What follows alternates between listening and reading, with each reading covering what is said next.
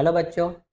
तो हम लोग cell the unit of life वाला चैप्टर शुरू किए थे, जिसमें हम लोग सेल के जो इंट्रोडक्शन है, सेल थ्योरी है और उसका मॉडिफिकेशन वगैरह के बारे में बात किए थे और एक ओवरव्यू जाने थे कि सेल के अंदर में क्या क्या चीज़ें रहती है, कौन कौन से सेल ऑर्गेनेल्स या कोशिकांगों के बारे में, है ना, कौन कौन से कोशिकांग होते हैं और वो कितने मेम्ब्रेन से घिरी हुई रहती है, इन सब के बारे में हम लोग देखे थे। ठीक है। साथ में हम लोग एक चीज़ और देखे थे क्या, कि prokaryotic cell and eukaryotic cell दोनों क्या होती है। इसमें हम लोग कुछ ही डिफरेंस देखे थे। मतलब ये है कि प्रोकैरियोटिक सेल कब बोलेंगे और यूकैरियोटिक सेल कब बोलेंगे, उनके अंदर ऐसे क्या खास बात रहती है जिसकी वजह से उसको प्रोकैरियोट या यूकैरियोट बोला गया है। ठीक है। तो आज हम लोग बेसिकली प्रोकैरियोटिक सेल्स के बारे में जानने वाले हैं कि इसमें कैसे स्ट्रक्चर रहती है इसकी और क्या चीज़ होता है, इसको जानते हैं। ठीक है। सबसे पहले प्रोकैरियोटिक सेल में हम लोग एग्जाम्पल की बात करेंगे। तो एग्जाम्पल में हम देखेंगे कि प्रोकैरियोटिक सेल में कौन कौन से एग्जाम्पल आते हैं। तो इधर से देखें, पहले बात तो प्रोकैरियोटिक सेल बोलते किसके होते हैं, तो इसको देखें, इनमें झिल्ली से घिरे केंद्रक और अंगक नहीं होते। पहला लाइन इंपॉर्टेंट है। और हम लोग prokaryotic cell and eukaryotic cell दोनों को जब देखे थे तो उसमें मैं बताया था कि प्रोकैरियोटिक सेल में झिल्ली रहित कोशिकांग पाई जाती है, ये बात बताया था, है ना। तो इसमें भी देखो, इसमें झिल्ली से घिरे केंद्रक और अंगक नहीं होती, मतलब कोशिकांग ऐसे पाए जाएंगे जो झिल्ली से घिरे हुए नहीं रहेंगे, मतलब पैकेजिंग नहीं रहती कोई भी प्रकार की, तो उसको हम बोलेंगे क्या, प्रोकैरियोटिक सेल। तो इसके एग्जाम्पल के बारे में बात करते हैं हम लोग। तो कौन कौन से एग्जाम्पल आती है इसमें, तो सबसे पहला आता है जीवाणु।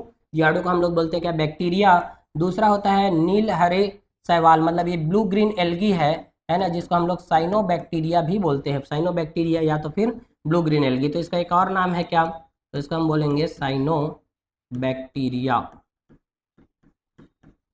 साइनोबैक्टीरिया है, साइनोबैक्टीरिया मतलब इसको हम बोलेंगे क्या, ब्लू ग्रीन एल्गी साइनोबैक्टीरिया होती है। ठीक है। उसके अलावा और तीसरा एग्जाम्पल है क्या, माइकोप्लाज्मा। और उसके अलावा और क्या एग्जाम्पल है, चौथा पीपीएलओ, प्लूरोनिमोनिया जैसे जीव शामिल होते हैं। प्लूरोनिमोनिया का मतलब, निमोनिया देखो एक प्रकार का रोग है, जिसको रोग को करने के लिए स्टेप्टोकोकस निमोनी नाम का एक बैक्टीरिया रहता है, उसी के द्वारा निमोनिया होती है। तो उसके जैसे ही दिखने वाले जो जीव होते हैं उसको बोलते हैं पीपीएलओ, है ना, मतलब प्लूरोनिमोनिया लाइक ऑर्गेनिजम्स होते हैं। तो कुल मिलाकर यहाँ पर 4 एग्जाम्पल याद रखना है प्रोकैरियोटिक सेल में। और ये सभी जो ऑर्गेनिजम्स है ना, एक प्रकार से क्या है, सूक्ष्म जीव है। ये क्या है, सूक्ष्म जीव, मतलब बोल सकते हैं इन लोग माइक्रो ऑर्गेनिजम्स होते हैं। ठीक है। तो वो आती है किसमें, प्रोकैरियोटिक सेल्स में। और आगे जाने, ये आमतौर पर यूकैरियोटिक कोशिकाओं से छोटे होते हैं और तेजी से प्रजनन, तेजी से गुणन वाला जो लाइन लिखा है एनसीईआरटी ने, है ना, वो बहुत इंपॉर्टेंट लाइन है यहाँ पर, और उसको भी याद रखना। तेजी से प्रजनन करते हैं, इनका आकार और आकृति भिन्न भिन्न होती है। मतलब देखो, जब भी हम बैक्टीरिया या प्रोकैरियोटिक सेल की बात करेंगे तो इसका आकार जो है ना समान नहीं रहेगा, सबका आकार अलग अलग रहता है ना। जैसे इससे पहले वाले आकार वाला हम देखे थे, जिसे बैक्टीरिया 3 to 5 माइक्रोमीटर थी, माइकोप्लाज्मा की साइज 0.3 माइक्रोमीटर थी। तो सबकी साइज अलग अलग रहती है। और अलग अलग होने का रीजन क्या है, कि जितना वो छोटा रहेगा उतने रैपिडली रूप से क्या करती है, प्रजनन करती है, मतलब तेजी से गुणन करने का काम करती है। मतलब इसमें आमतौर पर यूकैरियोटिक कोशिका से भिन्न है, छोटे हैं, लेकिन इसमें प्रजनन जो है ना बहुत तेजी से होता है। मतलब देखो, जैसे हम लोग सेल साइकिल वाले चैप्टर में पढ़े रहते हैं, ह्यूमन सेल जो रहती है 24 आवर्स में डिवाइड होती है, लेकिन इसको डिवाइड करने के लिए 1 मिनट का भी समय नहीं लगता, 1 मिनट से कम समय में ही डिवाइड हो जाते हैं। मतलब तेजी से रेप्लीकेशन करने वाली, या बोल सकते हैं डुप्लीकेशन करने वाली सेल्स होती है। कौन, प्रोकैरियोटिक सेल है। ठीक है। तो इसमें देखें, है ना, एग्जाम्पल यहाँ पर दिया है, डायग्राम भी दिया है, बैक्टीरिया, बैक्टीरिया, साइनोबैक्टीरिया ऐसे दिखाई देते हैं, माइकोप्लाज्मा या पीपीएलओ ऐसे दिखाई देते हैं। ठीक है। इसके बारे में और आगे जानते हैं हम लोग। पहले बात तो एग्जाम्पल हम लोग देख चुके कि इसमें इतने सारे एग्जाम्पल आते हैं, 4। उसके बाद और देखते हैं हम लोग। प्रोकैरियोटिक सेल में जीवाणुओं के 4 मूल आकार होते हैं। तो मेन बेसिकली ये कितने आकार के होते हैं, 4 प्रकार के होते हैं। ठीक है। तो कौन कौन से, तो मैच द कॉलम वाले क्वेश्चन पूछते हैं। हालांकि इसको हम लोग बायोलॉजिकल क्लासिफिकेशन वाले चैप्टर में भी पढ़े रहते हैं हम लोग, कि दिखती कैसी है ये, उसको जानते हैं हम लोग। ठीक है। तो सबसे पहला देखें, जीवाणुओं के 4 मूल आकार होते हैं, उसमें सबसे पहला कौन है, बेसिलस। तो बेसिलस दिखती कैसे है, तो बेसिलस दिखती है छड़ के जैसा, मतलब रॉड शेप्ड होते हैं बेसिलस। मतलब देखो यहाँ से हम डायग्राम भी देख सकते हैं बेसिलस का, ये छड़ाकार होती है, छड़ के जैसा आकार रहते हैं इसका। छड़ में ऐसे रहते हैं ना, छड़ बना हुआ रहता है, ये छड़ रॉड शेप्ड होती है, ऐसे रहते हैं छड़, है ना, उसके जैसे रॉड शेप्ड दिखाई देते हैं। दूसरा क्या है, कोकस। कोकस का मतलब गोलाकार दिखाई देता है, देखो यहाँ से हम देख भी सकते हैं, सब गोलाकार दिखाई दे रहे हैं। तीसरा है विब्रियो। विब्रियो कॉमा के जैसे, कॉमा हम लोग लगाते हैं ना, इन्वर्टेड कॉमा, या तो हम लोग अल्प विराम लगाते हैं, या ऐसे इन्वर्टेड कॉमा लगाएंगे, या ऐसा, तो इसके जैसे दिखाई देती है कौन, विब्रियो। और उसके बाद में होता है स्पाइरिलम। सर्पिल आकार के दिखाई देते हैं, मतलब ऐसे है ना, जैसे स्पाइरल कॉपी रहता है ना, स्पाइरल ऐसे गोल गोल गोल गोल स्प्रिंग के जैसे घूमी रहती है, तो उसके जैसा ऐसे दिखाई देने वाली है ना बैक्टीरिया होती है। तो बैक्टीरिया बेसिकली कितने प्रकार के होते हैं, 4 प्रकार के इसका क्या है आकार होते हैं, ठीक है। तो सबका मैच द कॉलम वाले क्वेश्चन में देते हैं कि बैसिलस कैसे दिखती है, कोकस कैसे दिखेगी, विब्रियो स्पाइरिलम जो है, ठीक है। यहाँ से हम लोग इसका बड़ा आकार भी देख सकते हैं, हम लोग स्पाइरिलम वाले में यहाँ पर फ्लैजला बनते हुए भी दिखाई दे रहा है। तो ऐसे डिफरेंट डिफरेंट क्या है शेप होती है किसकी, बैक्टीरिया की, या बोल सकते हैं प्रोकैरियोटिक सेल की। तो इसको याद रखना, इससे ना क्वेश्चन पूछते रहते हैं कई साल, है ना। सीधा सीधा मैच द कॉलम वाले क्वेश्चन पूछेंगे यहाँ से, ठीक है। उसके अलावा और देखते हैं हम लोग इसमें आगे। अब हम जानने वाले हैं प्रोकैरियोटिक सेल्स में सेल ऑर्गेनेल्स के बारे में, ठीक है। सेल ऑर्गेनेल्स का मतलब क्या है, कोशिकांगों के बारे में जानने वाले हैं। कोशिकांग क्या होती है, ठीक है, कोशिकांग। तो कोशिकांग के बारे में हम लोग देख रहे हैं, ठीक है। तो इसमें हम लोग जानेंगे कोशिकांग में कि सेल के अंदर में जो प्रेजेंट रहती है वो कैसे दिखाई देती है। देखो हमारा जब हम लोग प्रोकैरियोटिक सेल के बारे में जब हम पढ़ते हैं तो ये तो माइक्रोस्कोपिक व्यू होती है इसका, तो हम लोग इसका प्रॉपर हम लोग स्ट्रक्चर तो ड्रॉ नहीं कर सकते, लेकिन फिर भी इमेजिनरी व्यू देखते हैं कि वो दिखती कैसी है एक्चुअल में, ठीक है। क्योंकि एनसीईआरटी में प्रोकैरियोटिक सेल वगैरह का ऐसे डायग्राम बनाया नहीं है सभी के उसके नाम या लेबलिंग के साथ में, फिर भी हम लोग इमेजिनरी व्यू के साथ में हम लोग देखते हैं कि इस टाइप की संरचना उसकी होगी। क्यों, क्योंकि उसके अंदर पाए जाने वाले कोशिकांगों की संख्या या कौन कौन से कोशिकांग है उसको जानने के लिए हमें देखना पड़ेगा, ठीक है। तो देखते हैं यहाँ पर इसमें क्या क्या चीजें होती है। तो सबसे पहला है क्या, कोशिका आवरण। कोशिका आवरण मतलब, कोशिका आवरण का मतलब होता है बाहर से कितने लेयर से वो घिरे रहेगी कोशिका। क्यों, क्योंकि देखो भाई हम जानते हैं प्रोकैरियोटिक सेल जो रहती है, पहले बात तो ये यूनिसेलुलर होती है। यूनिसेलुलर का मतलब एक कोशिकी रहता है ये। प्रोकैरियोटिक सेल कैसा रहता है, प्रोकैरियोटिक सेल यूकैरियोटिक की तुलना में क्या रहता है, यूनिसेलुलर। यूकैरियोट भी यूनिसेलुलर हो सकते हैं, लेकिन इसका जो सेल ऑर्गेनेल वगैरह में जो झिल्ली वाली बात है वही इसको क्या बनाती है, डिफरेंट। तो हमेशा ये कैसे रहेगी, यूनिसेलुलर होगी, या बोल सकते हैं क्या, एक कोशिकी होते हैं, ठीक है। ये बात याद रखना। अब एक कोशिकी रहेंगे तो इसके बाहर की तरफ में जो आवरण पाई जाती है ना कोशिका के बाहर में, उसको हम बोलते हैं कोशिकी आवरण, और वो अलग अलग प्रकार की रहती है। तो इसको भी हम लोग पढ़ेंगे अभी, है ना। तो कैसे अलग अलग प्रकार के, तो देखिए यहाँ से अभी नाम जानते हैं, उसके बाद में फिर हम लोग इसको पढ़ना शुरू करेंगे। तो सबसे पहले जो बाहरी लेयर होती है वो होती है ग्लाइकोकैलिक्स होती है, ग्लाइकोकैलिक्स। जो सबसे आउटर लेयर होती है वो ग्लाइकोकैलिक्स होती है प्रोकैरियोटिक सेल में। दूसरा होता है सेल वॉल, मतलब उसको बोलते हैं क्या, कोशिका भित्ति वाली लेयर, कोशिका भित्ति।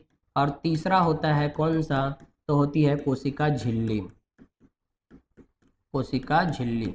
तो कुल मिलाकर हम बात करें तो यहाँ पर जो कोशिका आवरण होते हैं वो 3 टाइप के होते हैं, मतलब 3 रहती है। पहला ग्लाइकोकैलिक, दूसरा सेल वॉल, और तीसरा क्या है, सेल मेम्ब्रेन।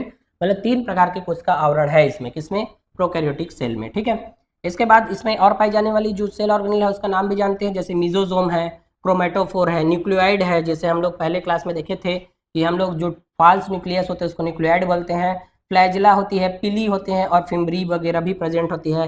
राइबोसोम होते हैं, और समावेशी निकाय मतलब इंक्लूजन बॉडीज वगैरह भी प्रेजेंट होते हैं। इस डायग्राम से हम लोग जो भी हम लोग यहाँ पर देख रहे हैं उसका ना कहीं लेबलिंग दिया है यहाँ पर, जैसे कि ये सेल वॉल है, ये प्लाज्मा मेम्ब्रेन है, ये फ्लैजिला है बनती हुई दिखाई दे रही है, साइटोप्लाज्म, राइबोसोम दिखाई दे रहे हैं, फिर एक कैप्सूल बना हुआ दिखाई दे रहा है। ये कैप्सूल ही क्या होती है, ग्लाइकोकैलिक्स है। 2 फॉर्म में रहते हैं ग्लाइकोकैलिक्स, एक कैप्सूल के फॉर्म में रहते हैं, एक स्लाइम लेयर के फॉर्म में रहते हैं, अभी पढ़ेंगे, है ना। तो ये कैप्सूल वाला ग्लाइकोकैलिक्स वाला पार्ट बनाता है, दूसरा सेल वॉल वाला है, तीसरा प्लाज्मा मेम्ब्रेन। उसके अलावा राइबोसोम है, प्लाज्मिड भी रहती है, पिली भी रहते हैं। तो इन सबके काम के बारे में हम लोग देखने वाले हैं, ठीक है। तो देखते हैं इधर से, सेल एनवलप मतलब कोशिका आवरण के बारे में जाने कि यह रासायनिक रूप से जटिल सुरक्षात्मक आवरण है। रासायनिक रूप से जटिल का मतलब देखो क्या है, कोशिका जो है ना एक ही है, और एक कोशिका यदि मर जाएगा तो पूरी तरीके से बैक्टीरिया का जीवन ही खत्म। इसीलिए ना इसको ना रासायनिक रूप से क्या होना पड़ेगा, जटिल होना पड़ेगा, कॉम्प्लेक्स, यानी कि कोई भी जो है ना इसको आसानी से डिस्ट्रॉय न कर पाए, इसीलिए इसको क्या रहना पड़ता है, जटिल। तो किस रूप से, रासायनिक रूप से जटिल होती है, सुरक्षात्मक आवरण होती है सेल एनवलप। तो ये 3 कसकर बंधी परतों से बनी होती है ना। तो ये जो बाहर का लेयर 3 परतों से बनी है, कौन कौन से, ग्लाइकोकैलिक्स, दूसरा सेल वॉल, और तीसरा कौन सा, प्लाज्मा मेम्ब्रेन, जो अभी हम लोग बात किए, ठीक है। तो देखो ये तीनों जो है एक ही पूरे बाहर के लेयर बनाए हुए हैं, उसके बाद ही सेल के अंदर में प्रवेश कर पाएंगे, ठीक है। मतलब 3 मेन गेट है इसमें, ठीक है। तो यहाँ से सीक्वेंस भी पूछ सकते हैं कि ग्लाइकोकैलिक सेल वॉल और प्लाज्मा मेम्ब्रेन का सीक्वेंस क्या है, inner to outer, outer to inner. तो हम लोग जानते हैं ये आउटर लेयर में होती है, ये मिडिल लेयर में, और ये क्या रहती है, इनर लेयर, मतलब सेल के अंदर की तरफ में होती है। ठीक है, इसके बारे में और पढ़ते हैं हम लोग, सेल एनवलप के बारे में, ग्लाइकोकैलिक्स के बारे में जानते हैं। ठीक है, ग्लाइकोकैलिक्स बाहरी परत है, विभिन्न जीवाणुओं में इसकी संरचना और मोटाई भिन्न होती है ना, याद रखना, अलग अलग बैक्टीरिया में इसका स्ट्रक्चर अलग होंगे और इसका जो थिकनेस रहती है, मोटाई, वो दोनों क्या होंगी, अलग होंगी। तो अलग कैसे रहेगी, तो यह एक चिपचिपी परत, ढीली आवरण या कैप्सूल, मोटी और कठोर आवरण हो सकती है। भाई बहुत इंपॉर्टेंट लाइन है यहाँ पर, स्लाइम लेयर जो रहती है वो स्लाइम लेयर और एक कैप्सूल के रूप में बनाती है। तो ग्लाइकोकैलिक्स जो है ना, दो तरीका से हो सकती है। एक क्या रहेगी, यदि वो लूज रहेगी, लूज या बोल सकते हैं चिपचिपी रहेगी, ठीक है, मतलब ढीली रहती है, लूज आवरण बनाती है, तब उसको हम लोग बोलते हैं स्लाइम लेयर। तब हम उसको क्या बोलेंगे, स्लाइम लेयर। लेकिन यही यदि टाइट रहेगी, टाइट या टफ रहती है, टफ, या तो वो इसको बोलते हैं टफ, टफ रहेगी, या तो फिर क्या रहेगी, थिकनेस इसका ज़्यादा रहेगा, ठीक रहेगी, तब इसको हम क्या बोलेंगे, कैप्सूल बोलेंगे। तो मतलब बताओ, ग्लाइकोकैलिक्स जो है अलग अलग जीवों में, या बोल सकते हैं अलग अलग जीवाणुओं में, उसकी संरचना और उसकी मोटाई भिन्न भिन्न हो सकती है।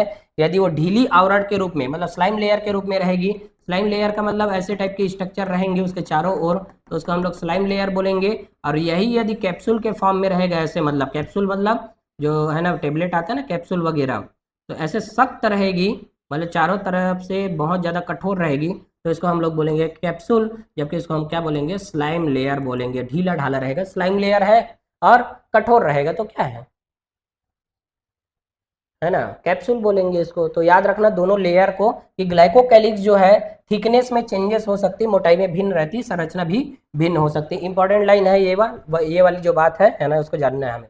उसके बाद आगे देखते हैं, कोशिका भित्ति मध्य परत होती है, सभी प्रोकैरियोट्स में पाई जाती है, सीधी सी बात है। यह कोशिका को आकार देती है और जीवाणुओं को फटने या ढहने से बचाने के लिए संरचनात्मक सहारा प्रदान करती है। ठीक है, यहाँ पर एक बात लिखा है, सभी प्रोकैरियोट्स में पाई जाती है, लेकिन इसका एक्सेप्शन होता है, एक एक्सेप्शन,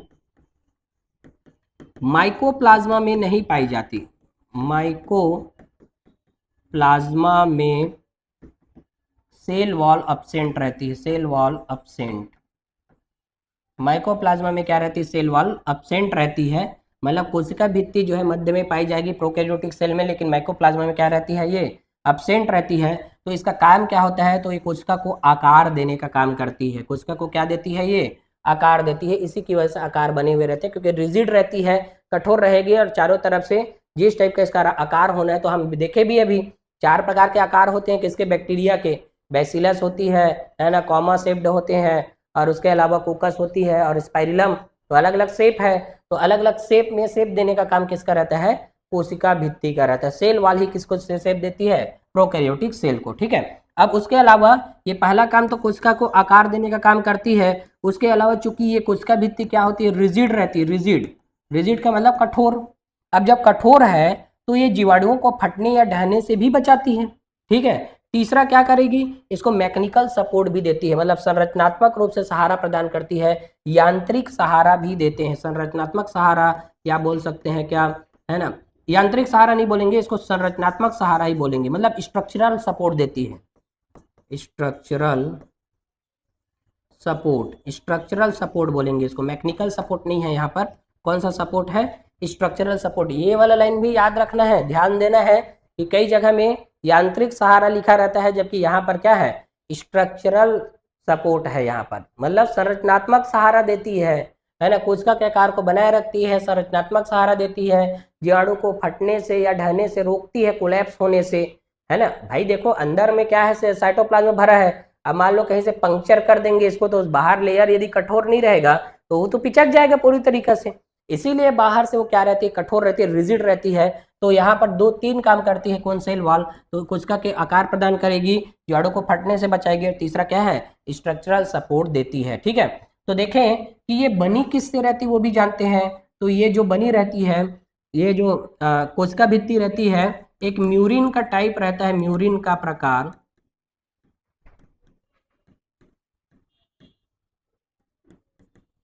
उससे बने रहती है, ठीक है। म्यूरिन का जो टाइप होता है जिसको हम लोग बोलते हैं क्या, पॉलीसेकेराइड्स प्लस, पॉलीसेकेराइड्स का मतलब कार्बोहाइड्रेट प्लस प्रोटीन, इन दोनों से बनी हुई स्ट्रक्चर रहती है एक म्यूरिन का टाइप, जिससे वो बना रहता है किसका, सेल वॉल जो रहता है कोशिका भित्ति जो बनी हुई रहती है किसका, बैक्टीरिया का, ठीक है। तो इन दोनों से मिलकर बना रहता है पॉलीसेकेराइड, मतलब क्या होता है, ग्लूकोज और प्रोटीन से मिलकर बना रहता है। और ये म्यूरिन का एक प्रकार होता है, म्यूरिन मतलब वो सख्त पदार्थ होती है जो इन दोनों के मिलने से बनती है। तो इसको हमें जानना है कि प्रोकैरियोटिक सेल में पाई जाने वाली जो सेल वॉल है उससे बनी रहती है। इसके काम को जानना है बेसिकली, है ना, कि क्या है ये, कि आकार को ये क्या करती, बना कर रखती, जीवाणु को फटने से रोकती है और इस संरचनात्मक सपोर्ट भी करती है, ठीक है। तो यहाँ से हम लोग देख सकते हैं सबसे पहला ग्लाइकोकैलिक, दूसरा क्या, सेल वॉल। अब तीसरा नंबर हम लोग पढ़ने वाले किसके बारे में, प्लाज्मा मेम्ब्रेन के बारे में, ठीक है। तो देखिए प्लाज्मा मेम्ब्रेन के बारे में, प्लाज्मा झिल्ली भीतरी परत क्या होती है इसकी, पहले बात तो ना याद रखना, प्लाज्मा मेम्ब्रेन के लिए सेमी परमिएबल होती है, मतलब अर्ध पारगम्य होती है और बाहरी वातावरण के साथ परस्पर क्रिया करती है। बाहरी वातावरण का मतलब, सेल मेम्ब्रेन लिविंग स्ट्रक्चर होते हैं, लिविंग का मतलब वो जिंदा है और बाहर में कोई भी चीज है उसके वजह से वो रिस्पॉन्स देती है। जैसे बाहर में कोई इसको खाने के लिए कोई चीज चाहिए तो उसके साथ में रिस्पॉन्स करने का काम करेगी। इवन यहाँ तक जो ग्लाइकोकैलिक्स भी होते हैं ना, ये सेल मेम्ब्रेन का ही एक्सटेंशन होती है। सेल मेम्ब्रेन के जो आउटर लेयर से ऐसे लेयर बनती, वही बनाती है इसको, इस ग्लाइकोकैलिक्स को बनाई हुई रहती है, ठीक है। तो यहाँ पर हम लोग लिख भी सकते हैं ग्लाइकोकैलिक्स वाले में कि ये क्वेश्चन पूछा भी गया था, सेल मेम्ब्रेन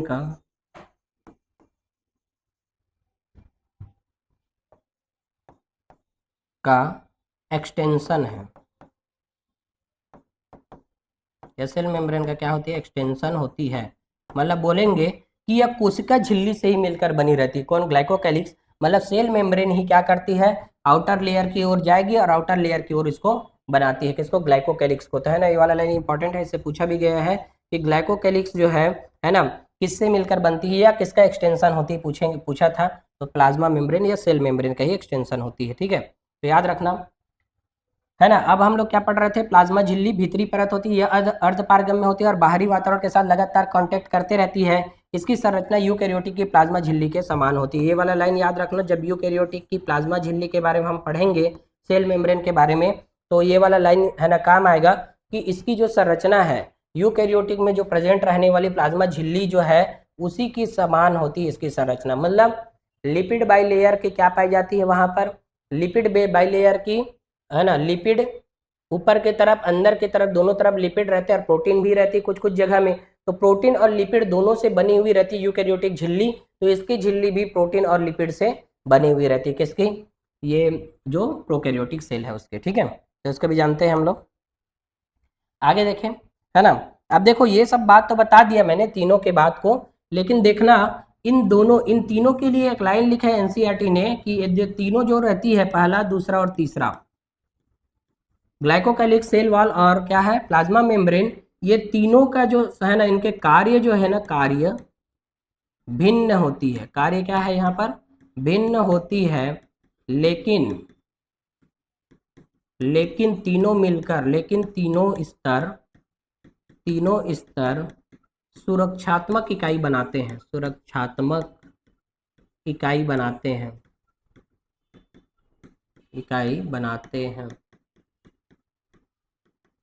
मतलब बोला जाए कि तीनों के काम भले ही अलग अलग है लेकिन काम एक ही करती है, सुरक्षा देने की, सुरक्षात्मक इकाई बनाते हैं। मतलब किसी को या कोई बैक्टीरिया के अगेंस्ट में एंटीजन वगैरह, मतलब बैक्टीरिया के अगेंस्ट में एंटीबॉडी वगैरह आई है, या बोल सकते हैं एंटीबायोटिक्स है, उससे यदि इसको बचना है तो तीनों लोग मिलकर ही क्या करेंगे, प्रोटेक्शन करेंगे। क्यों, क्योंकि जैसे तीनों लेयर में से कोई भी लेयर टूटा, एक लेयर टूटे, है ना, दूसरा रोकेगा, दूसरा लेयर टूटेगा, तीसरा रोकेगा, कुल मिलाकर कोई ना कोई रोक दिया मान लो, तो बैक्टीरिया बचा रहेगा।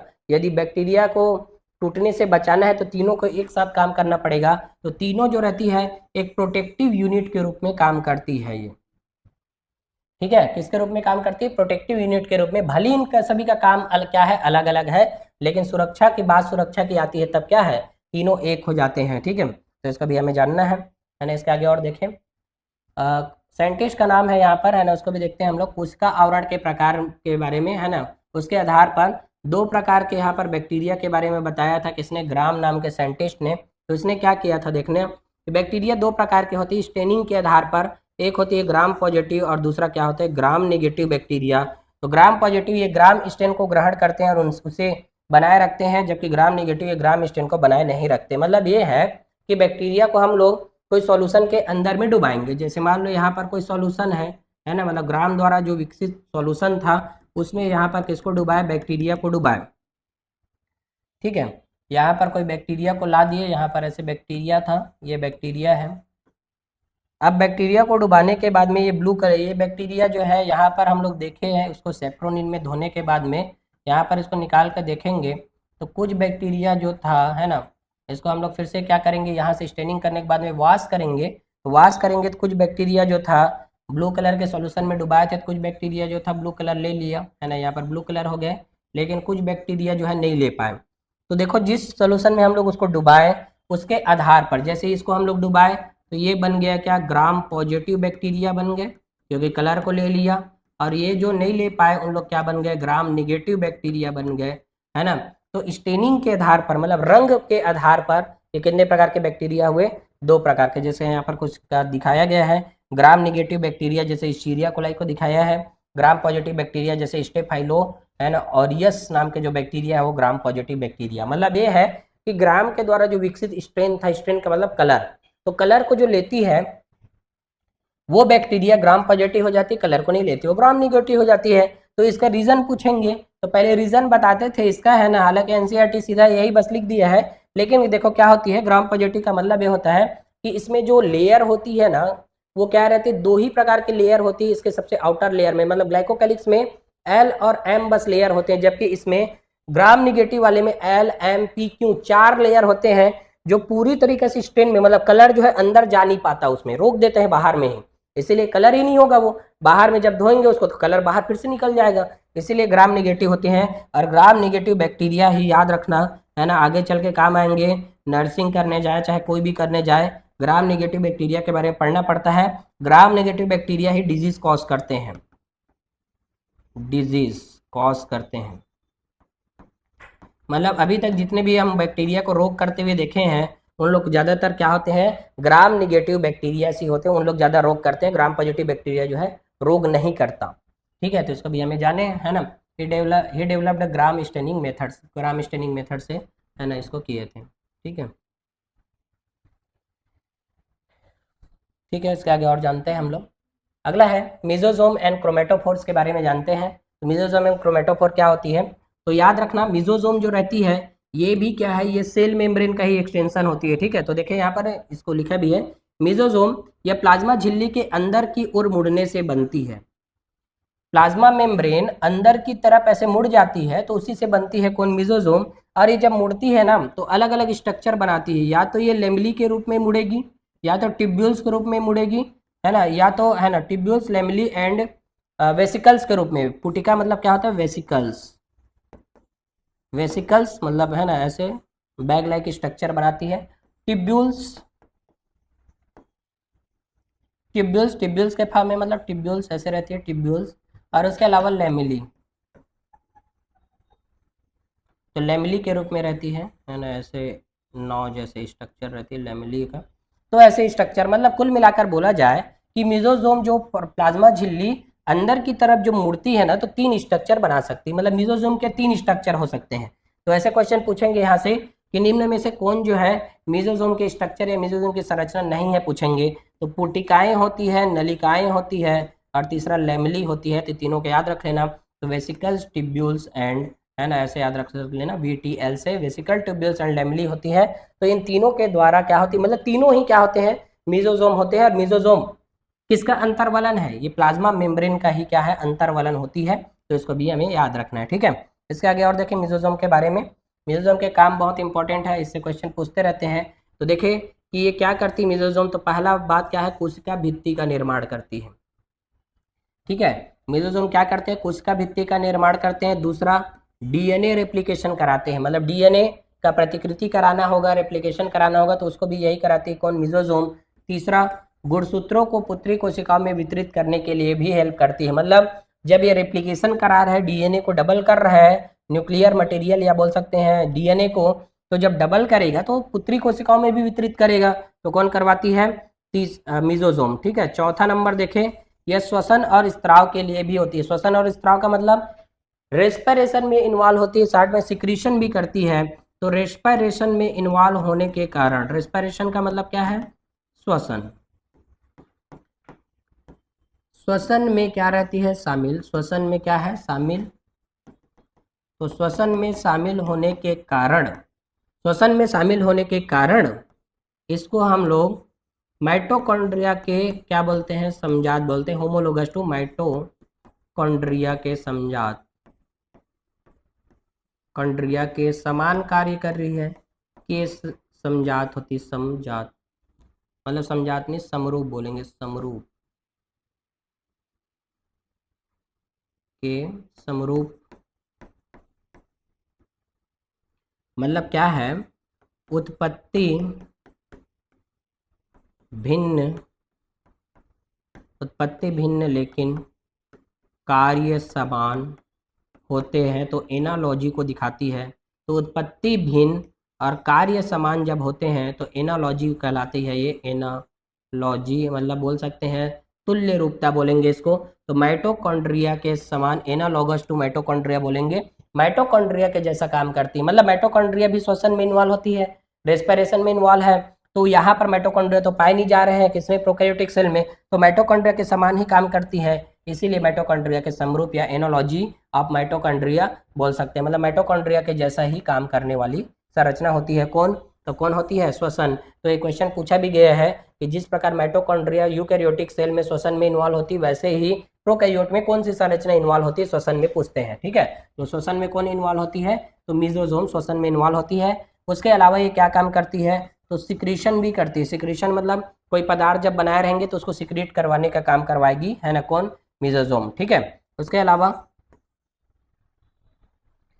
प्लाज्मा झिल्ली के पृष्ठीय क्षेत्रफल और एंजाइम की मात्रा बढ़ाने के लिए, प्लाज्मा झिल्ली के पृष्ठीय क्षेत्रफल मतलब हम जानते हैं जब प्लाज्मा झिल्ली सीधा सीधा रहेगी तब, और ऐसे ऐसे रहेगी तब। इन दोनों में सरफेस एरिया की जब बात करते हैं हम लोग, तो सरफेस एरिया इसका ज़्यादा है इसके कंपैरिजन में, इसके कंपैरिजन में। क्यों? क्योंकि जब अंतर्वलन होती है ये अंदर की तरफ में, तो झिल्ली का जो लेंथ है वो बढ़ जाता है। क्यों? क्योंकि जैसे मान लो इसको ओपनिंग करेंगे तो झिल्ली की लंबाई तो बढ़ेगी ही। तो सरफेस एरिया को बढ़ाने के लिए, है ना, और सरफेस एरिया बढ़ गया तो एंजाइम की मात्रा भी बढ़ती है। तो प्लाज्मा झिल्ली के पृष्ठीय क्षेत्रफल को भी बढ़ाने में सहायता करेगी। उसके अलावा किसमें हेल्प करेगी? एंजाइम की मात्रा को बढ़ाने में भी सहायक होती है। तो कुल मिलाकर बोला जाए कि मिजोसोम के बहुत सारे काम हैं।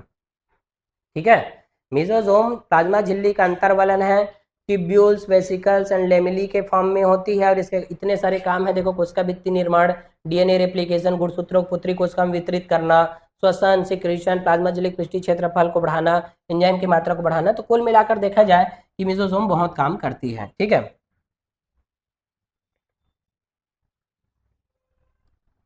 ठीक है। इससे पहले हम लोग यहाँ पर एक चीज़ पढ़े थे, है ना, सेल वॉल के बारे में, म्यूरिन का एक टाइप पढ़े थे। यहाँ पर इसका पूरा नाम लिख सकते हैं, पेप्टाइडोग्लाइकॉन होती है, पेप्टाइडोग्लाइकॉन। मतलब बोल सकते हैं ग्लूकोज और प्रोटीन से मिलकर बनी रहती है, इसीलिए इसको पेप्टाइडोग्लाइकॉन बोलते हैं, है ना। यहाँ पर ही दिखाई नहीं दे रहा है क्या? दूसरा में लिखते हैं, इसका नाम भी लिख लेते हैं, पेप्टाइडोग्लाइकॉन।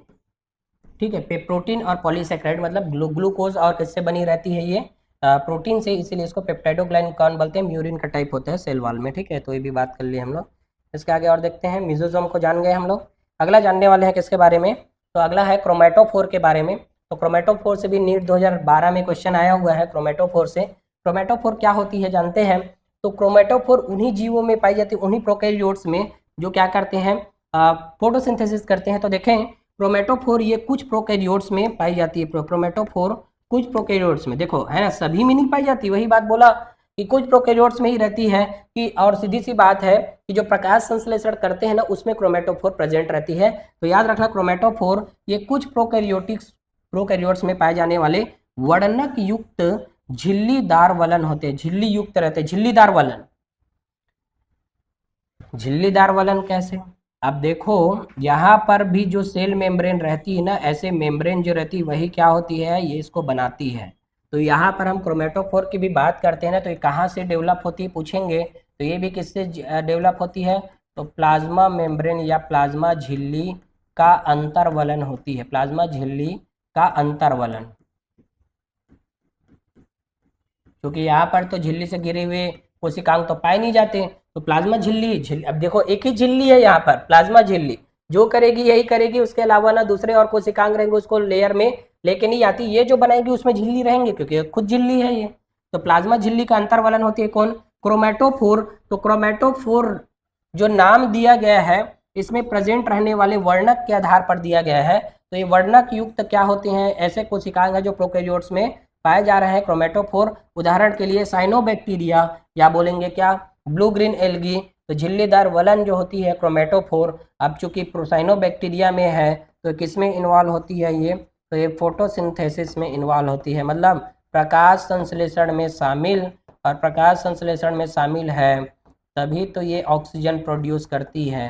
तो ऑक्सीजन प्रोड्यूस करती है ये, मतलब बोला जाए कि प्रकाश संश्लेषण अभिक्रिया में ऑक्सीजन निकालने का जो काम करती है ना, वो कौन करती है, साइनोबैक्टीरिया। और देखा जाए तो यही जो होती है ना फर्स्ट ऑक्सीजेनिक बैक्टीरिया होते हैं, ऑक्सीजेनिक बैक्टीरिया, मतलब बोला जाए कि ये जो रहती प्रथम प्रकाश संश्लेषी जीवाणु होते हैं।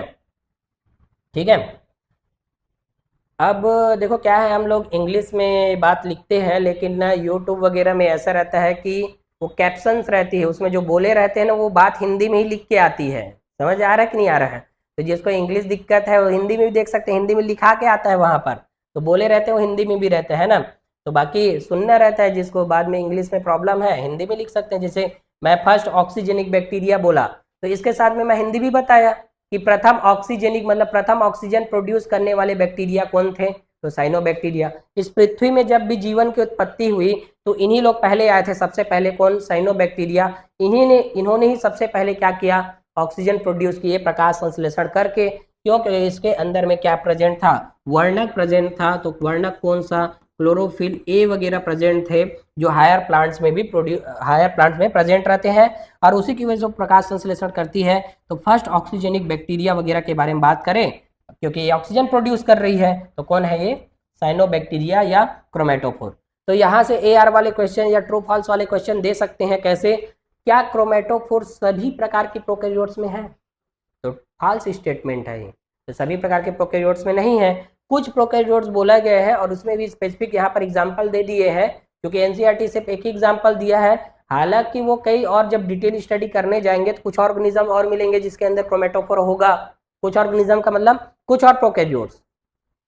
लेकिन यहाँ पर साइनोबैक्टीरिया ब्लू ग्रीन एल्गी का नाम अलग से दे दिया, तो इसमें क्रोमेटोफोर है जो प्रकाश संश्लेषण में क्या करती है, हेल्प करती है। ठीक है, तो याद रखना फर्स्ट ऑक्सीजेनिक बैक्टीरिया होते हैं कौन, ये साइनोबैक्टीरिया। इसके आगे और देखें, अगला है न्यूक्लियोइड के बारे में जानते हैं। न्यूक्लियोइड या इसको हम लोग बोलते हैं जीनोफोर, जीनोफोर फॉल्स न्यूक्लियस है न्यूक्लियोइड। तो न्यूक्लियोइड या जीनोफोर बोलेंगे तो ये झिल्ली रहित, देखो पहला लाइन ये इंपॉर्टेंट है, झिल्ली रहित होती है, सीधी सी बात है। प्रोकैरियोटिक सेल का बोल दिया जाए तो झिल्ली, हम जब यूकैरियोटिक सेल पढ़ते हैं तो इसके बाहर की ओर में ऐसे मेम्ब्रेन बनाते हैं, डबल मेम्ब्रेनस स्ट्रक्चर होती है, वो दोहरी झिल्ली से घिरी हुई कोशिकांग होती है, केंद्रक। लेकिन यहाँ का केंद्रक जो है, इसके अंदर जो प्रेजेंट रहने वाली चीज है वो न्यूक्लियोइड है, कोई वास्तविक केंद्रक है ही नहीं, तो असत्य केंद्रक पाए जाते हैं यहाँ पर। तो उसके अलावा इसमें क्या होते हैं, वृत्ताकार जीनोमिक DNA पाई जाती है, एकल गुणसूत्र या आनुवंशिक पदार्थ और प्रोटीन से बना हुआ रहता है। ठीक है, तो मतलब हम बोले इसमें तो यहाँ पर डबल स्टैंडर्ड सर्कुलर DNA अथवा RNA पाई जाती है, DNA अथवा RNA। मतलब यहाँ पर ऐसा है कि इसका जो जेनेटिक मटेरियल रहता है DNA रहेगा, डबल स्टैंडर्ड सर्कुलर रहती है, जबकि यूकैरियोटिक सेल की बात करते हैं तो डबल स्टैंडर्ड ही रहते हैं लेकिन लीनियर DNA पाई जाती है, रेखीय DNA रहती है उसमें। जबकि इसका DNA कैसा है, सर्कुलर, मतलब वृत्तीय DNA पाई जाती है, वृत्तीय जीनोमिक DNA होती है ना। एकल गुणसूत्र या बोल सकते हैं आनुवंशिक पदार्थ होते हैं, मतलब डबल स्टैंडर्ड के साथ साथ में ये कह रहे थे सिंगल स्टैंडर्ड भी हो सकती है, तो अलग अलग बैक्टीरिया में अलग अलग रहती है। सिंगल स्टैंडर्ड DNA भी हो सकते हैं, डबल स्टैंडर्ड DNA भी हो सकते हैं, single standard RNA, double standard RNA, सब चीज हो सकते हैं, है ना, कि डिपेंड करते हैं कि कौन सा टाइप का वो प्रोकैरियोटिक सेल है।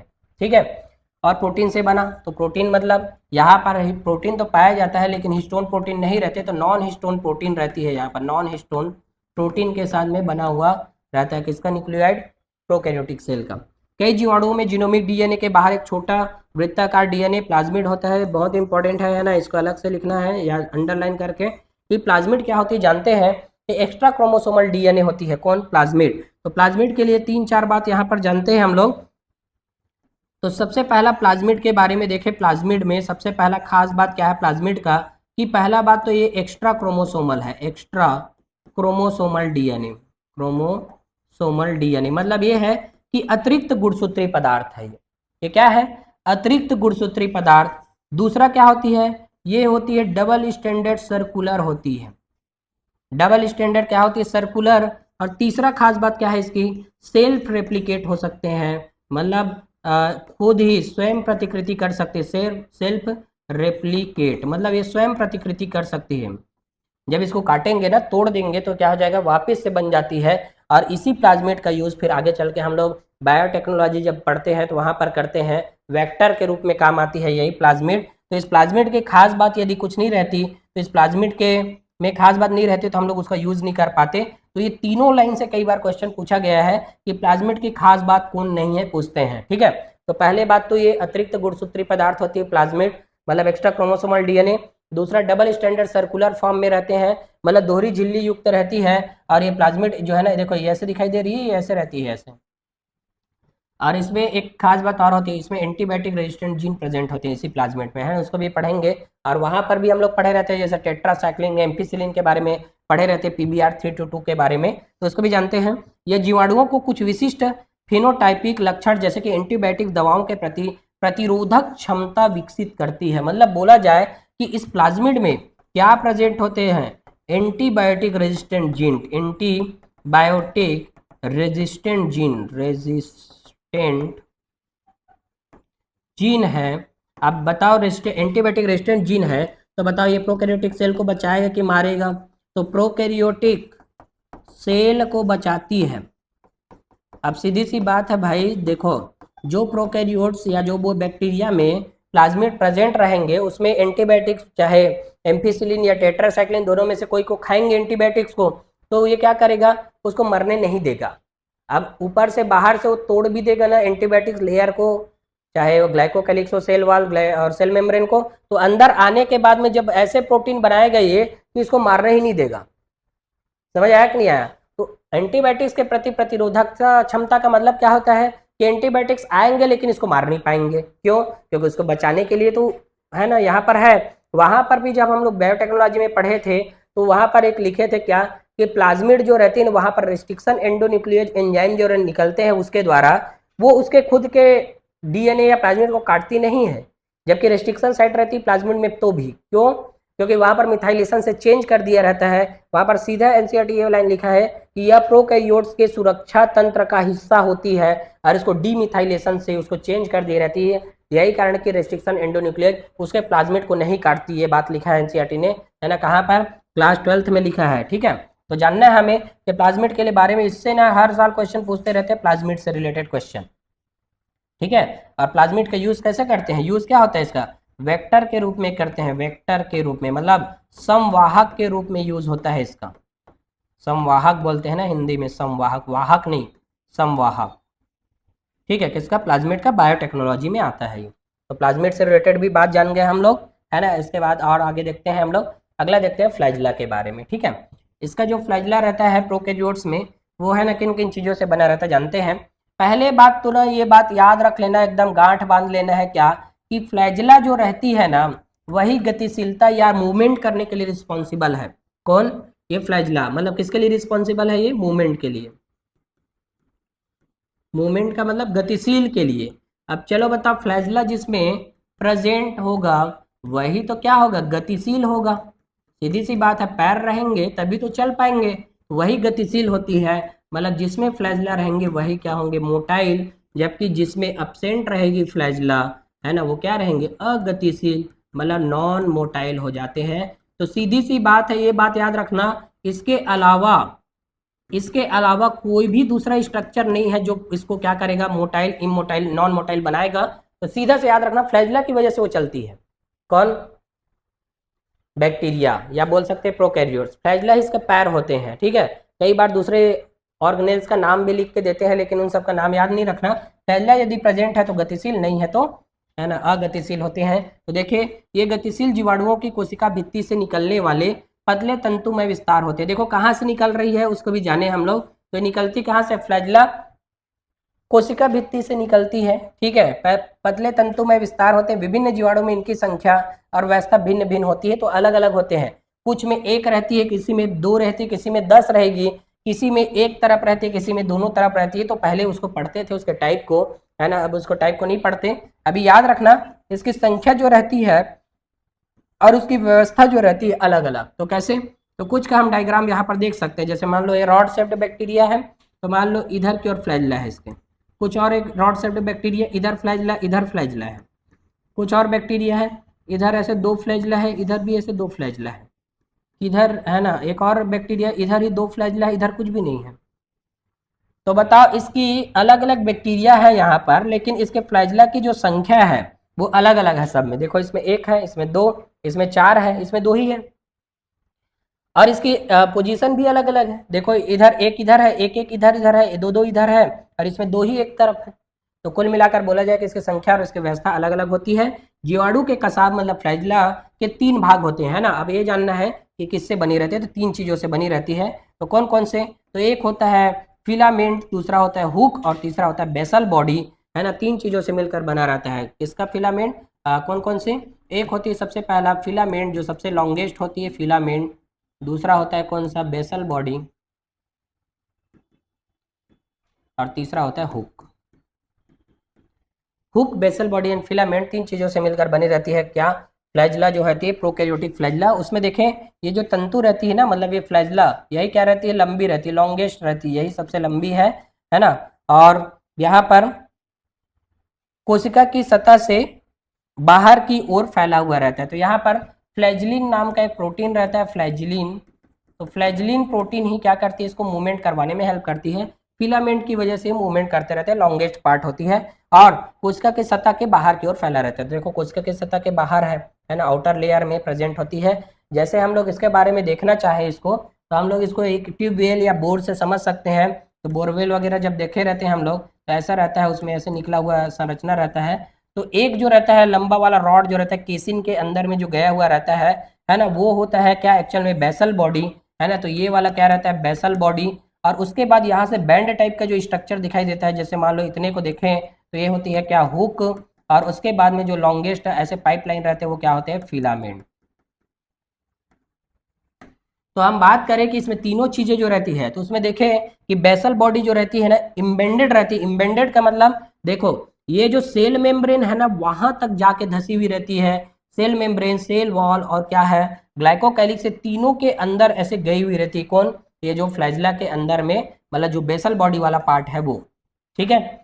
दूसरा हुक वाला पार्ट जो रहेगा कहाँ पर रहेगा, आउटर लेयर में ग्लाइकोकैलिक्स से निकला हुआ रहेगा, छोटा सा पार्ट रहेगा, है ना। और उसके बाद में वो क्या करेगा, ये जो फिलामेंट है उसको जोड़ने का काम करेगा, किससे, बेसल बॉडी से। तो बेसल बॉडी सबसे आंतरिक लेयर में है जो धसी हुई है, और ये जो है बाहर निकला हुआ हुक वाला पोर्शन, और हुक वाला पोर्शन फिलामेंट को जोड़ती है। तो ये 3 पार्ट होते हैं इसके, है ना। कौन कौन से, बेसल बॉडी, हुक, और तीसरा क्या है, फिलामेंट। ये तीनों चीजें होती है, ठीक है। तो ये समझना है हमें। तो ये तीनों चीजें किसमें पाई जाती हैं, प्रोकैरियोटिक फ्लैजिला में। यूकैरियोटिक फ्लैजिला के बारे में जब हम आगे चल के पढ़ेंगे, तो ये सब तीनों स्ट्रक्चर वगैरह कुछ के बारे में हम लोग नहीं पढ़ेंगे। इसमें ही तीनों स्ट्रक्चर होती है, किसमें, प्रोकैरियोटिक फ्लैजिला में, मतलब basal body, hook and filament तीनों होती है, ठीक है। इसके आगे और देखें, अगला है पीली एंड फिमरी के बारे में जानते हैं, जो भी प्रोकैरियोटिक सेल में रहती है, ये भी प्रोकैरियोटिक सेल में प्रेजेंट है। तो इसके बारे में हम लोग जाने कि यह सतही संरचनाएं हैं जिनका गतिशीलता में कोई योगदान नहीं है। ये बात एनसीईआरटी एकदम, है ना, अलग से ही लिखा है। इसीलिए तो बोलता है कि बैक्टीरिया जो है किसकी हेल्प से चलते हैं, तो फ्लैजिला के हेल्प से चलते हैं। इन लोग चलने में कोई रोल प्ले नहीं करते, मतलब गतिशीलता में इनका कोई हाथ नहीं है, ठीक है, कोई योगदान नहीं होती। तो देखें हम लोग पीली के बारे में बात करें, एक वचन इसको पिलस भी बोलते हैं, एक विशेष प्रोटीन पिलिन प्रोटीन से बनी लंबी नलिकाकार, देखो कौन से प्रोटीन है यहाँ पर, पीली, या पीली का नाम है पिलिन प्रोटीन से लंबी नलिकाकार संरचनाएं होती है ना। तो देखो ये पीली क्या करती है, जिसमें प्रेजेंट रहते हैं ना, मतलब देखो पीली के बारे में थोड़ा जाने, यहाँ पर लिखा भी है, सेक्स पिलस बोले हैं। तो पीली जो रहती, पीली जिसमें प्रेजेंट रहेगी, है ना, वो ना ज्यादातर मेल वाले पोर्शन होते हैं, मेल में प्रेजेंट रहती है पीली। और जो यही पीली एब्सेंट रहती है फीमेल में, ठीक है। मतलब पीली के आधार पर ना मेल और फीमेल डिसाइड किए हैं कि जिसमें प्रेजेंट रहेगी वो मेल होगी और जिसमें प्रेजेंट नहीं रहेगी वो फीमेल होगी। तो इसका काम क्या होता होगा, तो ये कॉन्जुगेशन में हेल्प करती है। कॉन्जुगेशन, कॉन्जुगेशन का मतलब होता है संयुग्मन, संयुग्मन में सहायक होती, संयुग्मन में सहायक। तो संयुग्मन है क्या, तो संयुग्मन का मतलब होता है एक बैक्टीरिया को दूसरे बैक्टीरिया के साथ में, है ना, क्या ट्रांसफर करना है, डीएनए को ट्रांसफर करना है, ट्रांसमिट होना है यहाँ से इसमें ट्रांसफर करना है, तो उसको बोलते हैं कॉन्जुगेशन मेथड। तो कॉन्जुगेशन के द्वारा डीएनए को ट्रांसफर करती है, मतलब एक सेल से दूसरे सेल में ट्रांसफर करने में हेल्प करती है नेचुरली रूप से। कौन, पीली। तो पीली का यही काम है, जिसमें प्रेजेंट होती है मेल होती है, जिसमें एब्सेंट होती है फीमेल। तो ये पीली है, ठीक है। उसके अलावा और देखें फिमरी। फिमरी के बारे में एक बात याद रखना कि सीधा सी बात है कि फिमरी जो रहती है ना, ये जो रहती है ये क्या करती है, दूसरे होस्ट वगैरह या बोल सकते हैं रॉक वगैरह उसे चिपकने में सहायक होती है। तो देखें फिमरी कोशिका से निकलने वाले छोटे ब्रिसल और रेसे जैसे होते हैं, ब्रिसल का मतलब ब्रश जैसे, कुछ जीवाणुओं में ये जीवाणुओं को नदियों में चट्टानों और मेजबान उत्कों से चिपकने में हेल्प करती है। मतलब सीधी सी बात है ना। पीली किस में हेल्प करती है, कॉन्जुगेशन में, मतलब संयुग्मन में, कंजुगेशन में हेल्प। जबकि फेमरी क्या करती है, चिपकने में सहायक होती, चिपकने, चिपकाने में, मतलब चिपकने में क्या, खुद ही चिपकती है इसलिए, है ना, चिपकती है जाके फेमरी वगैरह कोशिका से निकली हुई आउटर स्ट्रक्चर होती है, ब्रिसल के जैसे दिखाई देते हैं, छोटे होते हैं, ब्रिसल जैसे संरचना होती है। कौन किसकी, ये जो फिमरी होती है उसके ब्रिसल। ब्रिसल का मतलब छोटे छोटे छोटे छोटे कंघी में जैसे रहते हैं ना, या बोल सकते हैं ब्रश में जैसे रहते हैं ब्रिसल, वही ब्रिसल है, छोटे छोटे रहते हैं और उसी के द्वारा वो चिपक जाती है। किससे चिपकेगी, तो कभी कभी नदी वगैरह में जब चलते रहते हैं तो उस टाइम में चट्टानों से चिपक जाएगी, या मेजबान उत्कों से, मेजबान का मतलब होस्ट टिश्यू वगैरह जो रहते हैं उससे भी चिपक गई रहती है, ठीक है। तो ये सब चीज़ है यहाँ पर। इसके आगे और जाने हम लोग। अगला है राइबोसोम के बारे में। तो हम लोग प्रीवियस क्लास में पढ़े थे क्या, कि राइबोसोम एक ऐसा कोशिकांग है जो प्रोकैरियोट यूकैरियोट को नहीं देखता, है ना। इसको प्रोकैरियोट यूकैरियोट से कोई मतलब नहीं है, ये सभी जगह में रहते हैं, ठीक है। पहला लाइन ही सबसे इंपॉर्टेंट रहता है इसका, क्या कि पहले बात तो ये क्या रहती है, झिल्ली रहित रहती है। चाहे वो कहीं पर भी पाए जाए राइबोसोम, वो झिल्ली रहित ही रहेगी, चाहे प्रोकैरियोट के हो चाहे यूकैरियोट को हो, ठीक है। तो ये प्रोकैरियोटिक की प्लाज्मा झिल्ली से जुड़े होते हैं। और देखो एक लाइन एनसीईआरटी लिखा है कि राइबोसोम कहाँ पर होती है करके क्वेश्चन पूछेंगे, कोशिका के बाहर, कोशिका के अंदर, या साइटोप्लाज्म में, या कोशिका झिल्ली से जुड़ी हुई है, प्लाज्मा झिल्ली से जुड़ी हुई नहीं रहती। तो एक लाइन, ये वाला लाइन याद रखना कि प्लाज्मा झिल्ली से जुड़े होते हैं भाई, ये वाला लाइन याद रखना, तो ध्यान नहीं देता इसी को, ठीक है। एनसीईआरटी में भी यही लाइन लिखा है, ये प्रोकैरियोटिक की प्लाज्मा झिल्ली से जुड़े होते हैं, ये बात लिखा है एनसीईआरटी ने। इनका आकार लगभग 15 नैनोमीटर से लेकर 20 नैनोमीटर होता है। 15 से लेकर 20 नैनोमीटर होते हैं किसके, राइबोसोम का साइज जो है ये दो उपिकायुक्त से बना रहता है, एक 50S और दूसरा कौन सा 30S। मतलब 70S की जब बात करते हैं तो 50S प्लस 30S सब यूनिट से मिलकर बना रहता है। कौन, ये राइबोसोम जो होती है वो इकाइयों से बने होते हैं, ये मिलकर 70S प्रोकैरियोटिक राइबोसोम बनाते हैं। और यहाँ पर S का मतलब अवसादन गुणांक या घनत्व और आकार को मापता है। ये S का मतलब होता है, ये होती है सेडिमेंटेशन कॉफिशिएंट होते हैं जो इनडायरेक्टली रूप से घनत्व और आकार को मापने का काम करते हैं, एस का मतलब, ठीक है। तो सीधे से याद रखना कि प्रोकैरियोटिक राइबोसोम होती है 70S टाइप की, जो 50S प्लस 30S सब यूनिट से मिलकर बना रहता है। तो राइबोसोम के बारे में बहुत इंपॉर्टेंट बात है ना। और ये राइबोसोम झिल्ली रहित होती है ना। ये प्रोकैरियोट यूकैरियोट नहीं देखता, तो प्रोकैरियोट्स में, है ना, प्लस यूकैरियोट दोनों में प्रेजेंट होती है ना। दोनों में क्या, दोनों में प्रेजेंट, लेकिन दोनों में अलग अलग टाइप की प्रेजेंट रहती है ये, है ना। उसमें 80S रहता है उसके साइटोप्लाज्म में, जबकि इसके साइटोप्लाज्म में 70S। और लेकिन ये राइबोसोम जो रहती है ना, यहाँ पर ऐसे ये प्लाज्मा झिल्ली से जुड़ी हुई ऐसे रहती है, दानेदार अंगक होते हैं, ठीक है। यहाँ से हम लोग कंपेरिजन भी देख सकते हैं प्रोकैरियोटिक राइबोसोम को। देखो यहाँ पर बताए हैं कि 5S 23S rRNA 16S rRNA। यहाँ पर देखो इंपॉर्टेंट बात है, 50S वाली ना दो चीज़ों से बनी रहती है, 23S rRNA से, और दूसरा 5S rRNA से बने हैं 50S वाला सब यूनिट, जबकि इसका 30S सब यूनिट वाला 16S rRNA से मिलकर बना रहता है। और चूंकि हम जानते भी हैं राइबोसोम जो रहती है दो चीज़ों से बनी हुई रहती है। राइबोसोम के बारे में बात करें तो राइबोसोम में पहला क्या रहता है, प्रोटीन रहती है, और प्लस rRNA, मतलब RNA बोला जाए तो RNA प्लस प्रोटीन से मिलकर बने रहते हैं कौन, राइबोसोम। तो इसमें ये भी याद रखना कि इसका 30 सब यूनिट वाला 16S और जो कि 50S वाला 5S 23S RNA से बनी है, जबकि यूकैरियोटिक राइबोसोम जो साइटोप्लाज्म में प्रेजेंट होती है उसमें 60S सब यूनिट 40S सब यूनिट से कंपेरिजन करें तो 40S सब यूनिट में 18S rRNA होती है, जबकि 60S यूनिट में 5.8S 5S और 28S rRNA होती है, जिसकी वजह से यूकैरियोटिक राइबोसोम प्रोकैरियोटिक राइबोसोम से डिफरेंस होती है ना। तो यहाँ से हम लोग देख भी सकते हैं लार्ज सब यूनिट और स्मॉल सब यूनिट दोनों जुड़ते हैं, इसके लिए ना मैग्नीशियम आयन की जरूरत पड़ती है, जोड़ने के लिए Mg+2 आयन की जरूरत पड़ती है, 0.005 मिलीग्राम की जरूरत पड़ती है मैग्नीशियम। ठीक है, तो ये भी बात याद रखना। इसके आगे और देखें, अब राइबोसोम के हम काम जानते हैं। तो राइबोसोम को हम लोग प्रोटीन फैक्ट्री बोलते हैं ना, ये तो जानते ही होंगे। तो राइबोसोम प्रोटीन संश्लेषण करती है, अनुवादन का स्थल है। कई राइबोसोम एक ही एमआरएनए से जुड़कर एक श्रृंखला बनाते हैं, जिसमें ना बहुत इंपॉर्टेंट लाइन है ये वाली, है ना, कौन सी, कि राइबोसोम जब भी, ये राइबोसोम है ये वाली पूरे, और एक एमआरएनए जो ग्रीन कलर के दिखाई दे रही है वो क्या है, एमआरएनए।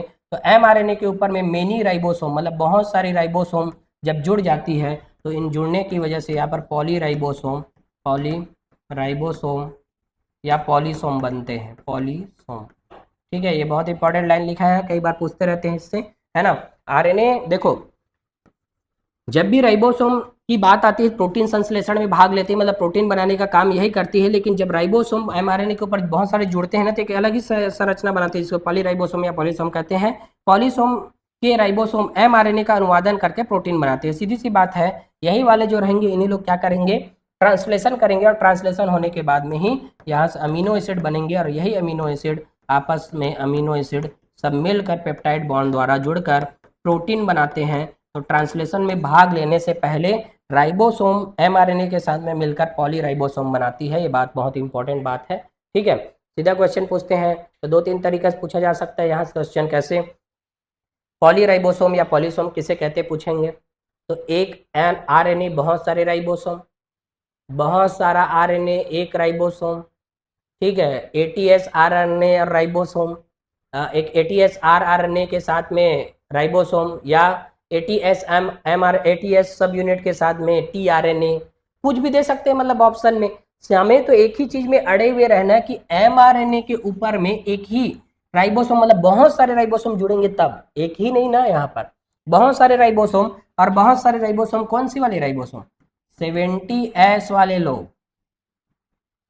ठीक है, ये भी बात याद रखना, प्रोकैरियोटिक के ट्रांसलेशन आएगा तब, जबकि यूकैरियोट्स में अलग ही बात हो जाती है। ठीक है, क्योंकि हम अभी प्रोकैरियोट्स पढ़ रहे हैं, तो बहुत सारे राइबोसोम एमआरएनए से जुड़ती है, तो क्या बनाती है वो, पॉलीराइबोसोम या पॉलीसोम। अलग अलग तरह से क्वेश्चन पूछ सकते हैं, यहाँ पर उल्टा क्वेश्चन पूछ सकते हैं, या इसको देखकर उसको पूछ सकते हैं, है ना, तो याद रखना इसको। ठीक है, इसके आगे और देखें, अगला है इंक्लूजन बॉडीज, ये भी बहुत इंपॉर्टेंट है। इंक्लूजन बॉडीज क्या होते हैं, सबसे पहले जाने तो झिल्ली रहित है, क्योंकि प्रोकैरियोटिक सेल है तो झिल्ली रहित तो होंगे ही ये। तो झिल्ली रहित में कैसे रहती है, संग्रहित आरक्षित पदार्थ है जो प्रोकैरियोटिक कोशिकाओं के साइटोप्लाज्म में स्वतंत्र रूप से पाए जाते हैं।